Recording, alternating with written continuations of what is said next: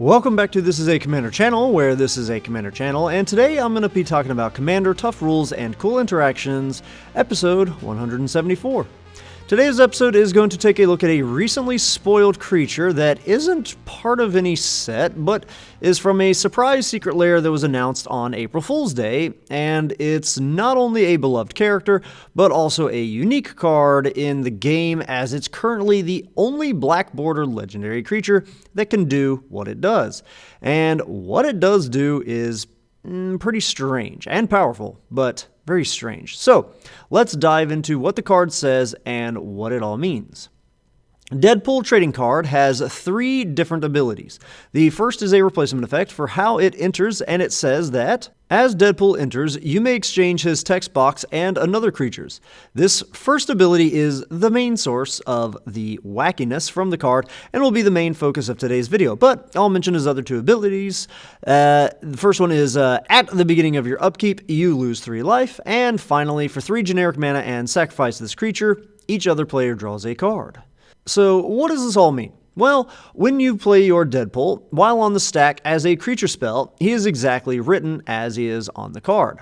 But once the Deadpool spell resolves, he will enter the battlefield with the text box of another creature. But he will retain his name, type line, mana cost, and power toughness. Because his ability is a replacement effect, he will enter and trigger any abilities that he would now have from the text that he swapped with. So let's throw in some tricky scenarios. First off, his replacement effect for how he enters the battlefield with swapped text does not target, nor does it use the stack. This means that you can have him steal the text box from a commander Esha that has protection from creatures, or any other creature that happens to have Shroud. It doesn't target. Because it doesn't use the stack, this means that players will have to respond while he is still a spell on the stack. If there is a certain creature that they don't want you to swap text with, they will have to either politics with you and try to get that information from you, or if you're not willing to disclose that kind of information to them, then they will have to sacrifice or do whatever in their capacity to their own creatures at that point to remove you from being able to swap with them, because once they pass priority and the Deadpool spell resolves, he will enter with the swapped text. They can't say, "Oh, you're swapping text with my Platinum Angel. I didn't know you'd swap with that one. Well, then in that case, I'm going to sacrifice her before you can take her text." It just doesn't work that way. They would have to do that while he's a spell on the stack. So here's the scenario. What happens when Deadpool swaps text with something not normally a creature? Like if Sarkhan the Masterless were to +1 his loyalty ability to turn the controller's planeswalkers into 4/4 red dragons with flying till end of turn. And then you play your Deadpool to swap with the text of one of those creaturized planeswalkers. We will indeed gain their loyalty abilities and even be able to use them, as activating loyalty abilities is not something unique to planeswalkers. Anything can do it, but you are still limited to activating 1 per turn at sorcery speed, as that is a quality of the loyalty abilities themselves, not something specific to an object being a planeswalker. Also, you will have to make the payments as usual. Your 0 loyalty Deadpool could do the +1 that he gained from that Sarkhan on each of your turns, but in order to do his -3 to make a dragon token, he will have to have that 3 loyalty counters on him to pay. However, unlike things that are actually planeswalkers, when being set back down to 0 loyalty, your Deadpool will not die. Your Deadpool also can't be attacked directly, like how creatures can be assigned to attack a planeswalker, nor will he lose loyalty counters as a result of taking damage. Those are things that only happen to planeswalkers, and Deadpool only steals their text box, not their type. In a similar vein, if Deadpool swapped with Kato, Bane of Nightmares, while Kato was a creature, then the Deadpool would gain his loyalty abilities, but also the static ability Kato has, making Deadpool become a 3/4 on the controller's turn, and he would have that nice little bonus of hexproof. In a similar category to the Planeswalker one, there is a super old card that I want to mention for anyone here looking to make a Deadpool deck. The card Xenic Poltergeist doesn't show up at all on Deadpool's EDHREC page, and of course, Deadpool hasn't even been announced for very long yet, so that could be why it doesn't show up, but I doubt that this will change because of just how old and obscure this card is. It's from Antiquities originally, and it's only ever been printed like twice in 4th and 5th editions, but it's a great way to animate one of your opponent's artifacts to become a creature temporarily, but just long enough for you to swap its text box with your Deadpool. Now, as a quick follow-up to those last 2 points that I brought up about Planeswalkers and animating an artifact, for things that are not normally creatures that have their text swapped with Deadpool's, when they go back to not being a creature, they will still have all of that text that Deadpool had that he gave to them. They will still cause their controller to lose 3 life on their upkeep, and they will also still have the activated ability that has the cost of sacrifice this creature. Does this mean that they will be unable to be sacrificed once they're back to their normal non-creature form? Thankfully for that player, they are not going to be stuck with it forever. When the cards ask you to pay for the activation by sacrificing this creature, what it's really asking is for you to sacrifice this permanent or this object, whatever permanent that may be at that current time. Now, what happens if Deadpool swaps text box with a creature like Old Stickfingers that has a characteristic defining ability, or CDA, that defines his power and toughness? Well, your Deadpool will now have that ability defining his own power toughness, overriding his own 5/3, and sadly for the Old Stickfingers and other creatures with CDAs, he will just become a 0/0, and the next time that state-based actions are checked, he will be sent to the graveyard. What happens when Deadpool swaps text with a card like Enduring Tenacity? When Deadpool dies, will it come back to the battlefield? Yes, it will. In fact, also, it will be a non-creature enchantment, and you will still be able to have it enter by the whole swapping text replacement effects to steal the text box from a new creature. I was looking at the EDHREC page, the list on there, to see how many people were building Mr. Pool, and I could see a clear theme, or a few different branching themes, but one of the clear themes was making token copies via Myriad and other cards that create token copies like Splinter Twin. This is a great thing for Deadpool decks because flickering him in the Rakdos colors is tough, as there's not a whole lot of options out there in Rakdos and in colorless. So instead, you can just create token copies of him. Even after he has swapped the text boxes with another creature, the new tokens will also be able to swap out with other creatures.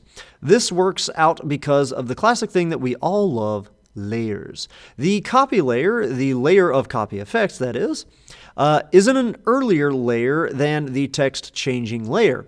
So any token copies made of a Deadpool with the text box of another creature will make a token that has the original text that we see actually printed on Deadpool.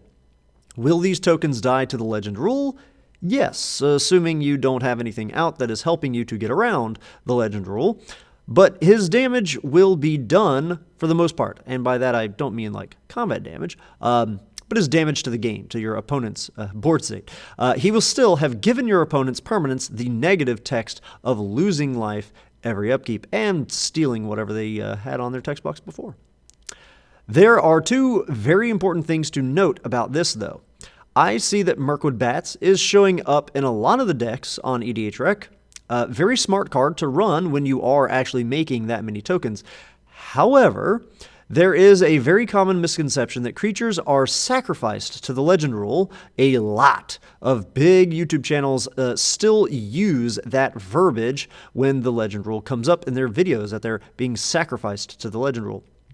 And it is important to know that they are not actually being sacrificed to the legend rule. They are not destroyed either. They are simply just being sent to the graveyard. So while, yes, your Mirkwood Bats will trigger from the creation of the myriad Deadpool tokens and other tokens that you're creating with however means, but it will not trigger when they are sent to the graveyard via the legend rule. Something tells me that a lot of players are going to be making this mistake. And then the second thing that I wanted to mention about cards that I saw showing up on his EDH Rec page, making a token copy of Deadpool with a card like Splinter is great. It does force your opponents to their creatures to lose their current and probably very good and beneficial to their deck's text box.